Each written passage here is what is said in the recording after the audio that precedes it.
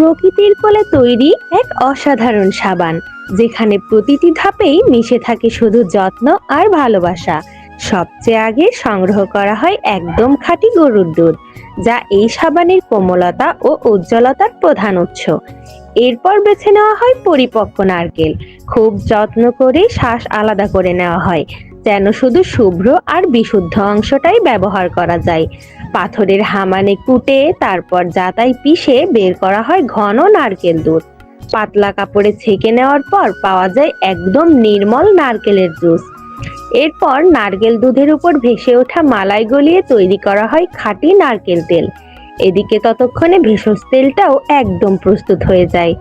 এরপর আসে সবচেয়ে আসল ধাপ। একটি পাত্রে একসঙ্গে গলানো হয় খাঁটি রেশম, মাখন আর প্রাকৃতিক গ্লিসারিন।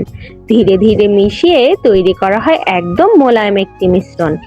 এর সঙ্গে যোগ করা হয় খাঁটি নারকেল তেল, শিয়া বাটার, মিষ্টি বাদামের তেল আর ঘরে বানানো সেই খাঁটি ভেষজ তেল।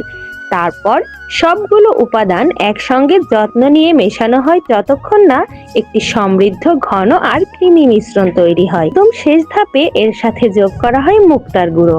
সবকিছু ভালো করে মিশিয়ে এই মিশ্রণ ছাঁচে ঢেলে ছায়াযুক্ত জায়গায় রাখা হয় 3 দিন। এই 3 দিনেই প্রতিটি সাবান ধীরে ধীরে তার নিজস্ব রূপ পেয়ে যায়।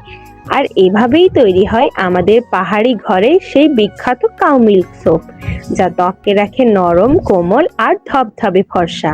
এই সাবান যদি তুমি পেতে চাও তাহলে আমাদের সঙ্গে যুক্ত থেকো আর কমেন্টে জানিও তুমি ভিডিওটা কোন জায়গা থেকে দেখছো।